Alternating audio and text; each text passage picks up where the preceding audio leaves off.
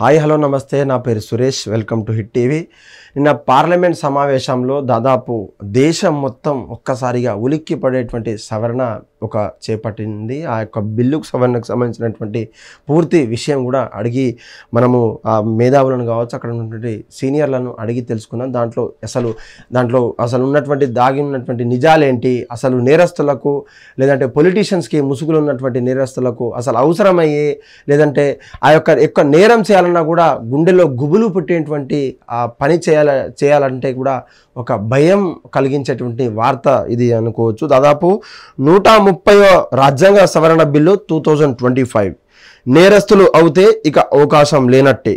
నేరం చేసినటువంటి కేసులో 30 రోజులు కలగా జైల్లో ఉంటే మాత్రం వారి పదవి ఉస్ట్.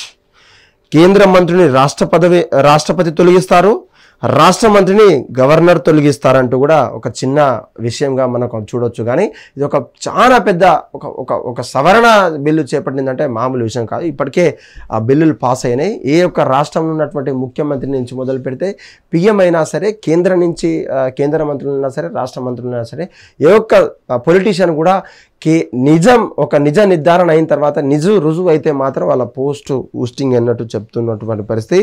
31వ రోజు లోపు సలహా లేకపోతే ఆ యొక్క 32వ రోజు ఆటోమేటిక్గా తొలగించేటువంటి పరిస్థితి, తొలగించాల్సిన అవసరం ఈ యొక్క బిల్లులో మనకంతా పొందుపరిచింది. ఇది కేంద్రం, రాష్ట్రాలు, ఢిల్లీ, ఎన్సిటీ కూడా వర్తిస్తుంది. అంటే ఎన్సిటీ అంటే తెలుసు కదా, ఢిల్లీ ఏదైతే ఉందో అక్కడ ఉన్నటువంటి ప్రాంతాల్లో కూడా వర్తిస్తుంది. రాజ్యాంగ ఆర్టికల్ 75, 164, 239A కీలక మార్పులు చేస్తున్నటువంటి కేంద్ర ప్రభుత్వం చెప్పుకోవచ్చు. ఈ యొక్క ఏదైతే ఏడిఆర్ సంస్థకు చెందినటువంటి దీని మీద చాలా కసరత్తు చేసి ఏదైనా సరే అంటే రాష్ట్రంలో ఉన్నటువంటి పరిపాలిస్తున్నటువంటి ముఖ్యమంత్రి స్థాయి నుంచి కావచ్చు, దేశంలో ఉన్నటువంటి పరిపాలిస్తున్నటువంటి ప్రధాన మంత్రులు, కేంద్ర మంత్రులు, రాష్ట్ర మంత్రులు ఎవరైనా సరే ఒకటే అని చెప్పేసి ఈ యొక్క ఆర్టికల్ మనకు చెప్తా ఉన్నది. దీన్ని సవరించిన తర్వాత మొన్న ఏడిఆర్ రిలీజ్ చేసినటువంటి క్రిమినల్ కేసుల్లో ఎవరు అగ్రస్థానంలో ఉన్నారంటే దురదృష్టకం మన తెలంగాణ రాష్ట్ర ముఖ్యమంత్రి రేవంత్, కాంగ్రెస్ పార్టీలో ఉన్నటువంటి ముఖ్యమంత్రి రేవంత్ అని చెప్పుకోవచ్చు. ఈ యొక్క నిన్న రిలీజ్ చేసినటువంటి సంగతిలో దేశంలో 42% ముఖ్యమంత్రుల పైన క్రిమినల్ కేసు ఉండడం కూడా ఈ యొక్క ఆందోళన చెందినటువంటి ఆ ఏడిఆర్ సంస్థ ఒక రిపోర్ట్ అయితే తెచ్చింది. అందులో దాదాపు 89 కేసులు ఒక అగ్రస్థానంలో ఉండడం మన తెలుగు జాతికి, మన తెలుగు ఒక ప్రాంతానికి చెందినటువంటి ఒక రెడ్డి సమాజం వర్గానికి చెందినటువంటి కాంగ్రెస్ పార్టీ ముఖ్య నేతల్లో ఉన్నటువంటి సీఎం పోస్టులో ఉన్నటువంటి రేవంత్ రెడ్డి గారి మీద మొదటి స్థానంలో ఉండడం ఇది అసలు ఊహకు అందనటువంటి వార్త కూడా చూసుకోవచ్చు. క్రిమినల్ కేసులో రేవంత్ రెడ్డిదే అగ్రస్థానం. 89 క్రిమినల్ కేసులతో దేశంలోనే రేవంత్ రెడ్డి నెంబర్ 1గా ఉన్నట్లు కూడా వెల్లడించినటువంటి ఏడిఆర్ ఏదైతే సంస్థ ఉంటుందో అది చేసినటువంటి కేసుల్లో ఆ అసోసియేషన్ అంతా కూడా చేసినటువంటి పరిస్థితి. ADR association for democratic reforms అనే సంస్థ ఈ యొక్క ఇండిపెండెంట్ బాడీ, దానికి పదవి ఉంటుంది కాబట్టి దాన్ని వెల్లడించిన తర్వాత ఏదైతే కేసులు ఏదైతే ఉంటుందో ఆ కేసులకు సంబంధించినటువంటి ఎవరు ముఖ్య నేతలు అసలు 30 రోజుల్లో నిజంగా ఇది అమలయ్యే సంగత అంటే మన రేవంత్ రెడ్డి దాంట్లో ఫస్ట్ పొజిషన్లో ఉన్నారు.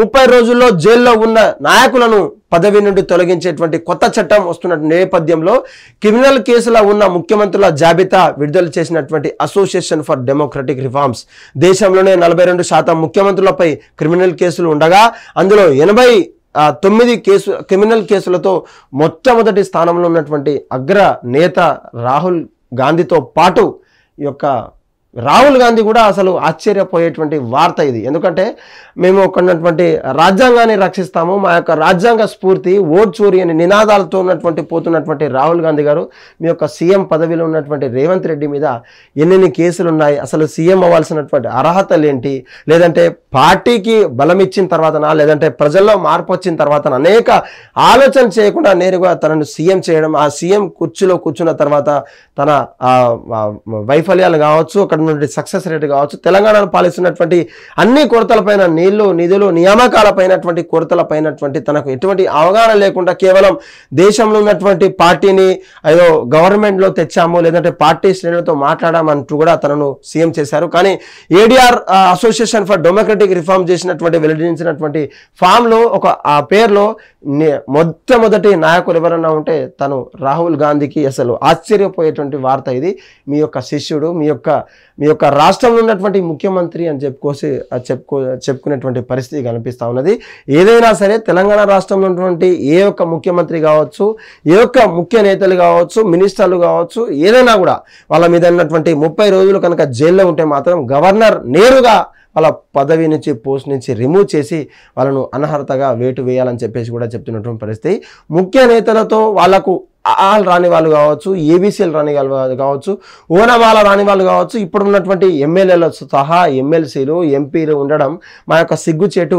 ఏదో ఎంఏలు బీఏలు ఎంకామ్లు సిఏలు ఎంఫిల్ పిహెచ్డీలు చేసినటువంటి మేమంతా కూడా చిన్న చితిగా రైతు కుటుంబం నుంచి వచ్చినటువంటి మేమంతా కూడా ఏదో చదువుకుని నమ్ముకొని ఏదో దేశాన్ని సేవ చేస్తాం ఉద్ధరిస్తామన్నట్లు కూడా మమ్మల్ని ఏ ఒక్క పార్టీ కావచ్చు కేవలం డబ్బు పడుతున్నటువంటి రాజకీయ నాయకులకు ఇదొక నిజమైనటువంటి గుర్తింపు, నిజమైనటువంటి ఆ యొక్క రెస్పెక్ట్ అంటూ కూడా చెప్తున్నటువంటి పరిస్థితి. ఇప్పటికే కొంతమంది నాయకులను కేవలం ఎమ్మెల్యే అయితే ఆ యొక్క టెస్ట్ కండక్ట్ చేయాలి, ఎంపీ అయితే టెస్ట్ కండక్ట్ చేయాలి, మినిస్టర్ అయితే ఈ యొక్క పాఠాల మీద ఈ యొక్క విషయాల మీద ఈ యొక్క అవగాహన ఉంటేనే వాళ్ళకు ఆ యొక్క శాఖకు సంబంధించినటువంటి ఆ సంబంధిత శాఖకు కేటాయించాలని చెప్పేసి కొంతమంది చాలా మంది మేధావులు పోరాడుతున్నప్పటికీ ఆ పోరాటం ఇంకా కూడా ఫలించని పరిస్థితి. కానీ ఇటువంటి రిఫార్మ్స్, ఇటువంటి ఏదైతే 130 రాజ్యాంగ బిల్లు సవరణ చేసిందో ఈ యొక్క రిఫార్మ్స్ తెచ్చిన తర్వాత గవర్నమెంట్ మీద కావచ్చు, అటు ఏదైతే నేషనల్ ఇష్యూస్ ఏదైతే ఉంటుందో నిజంగా ఒక దారిలో పోతున్నాం. ఇది ఒక కొత్త సవరణ అనుకోవచ్చు.